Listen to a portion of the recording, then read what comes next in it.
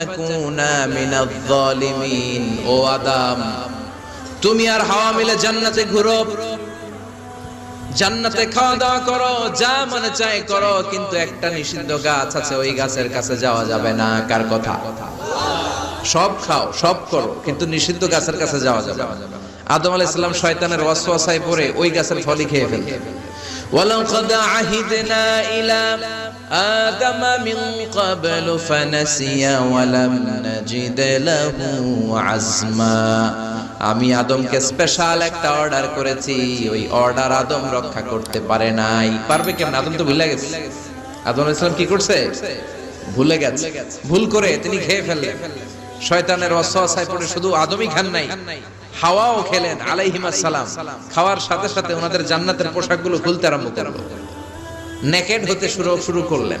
আদম আর হাওয়া দুইজনই কি হতে শুরু করলেন? উলঙ্গ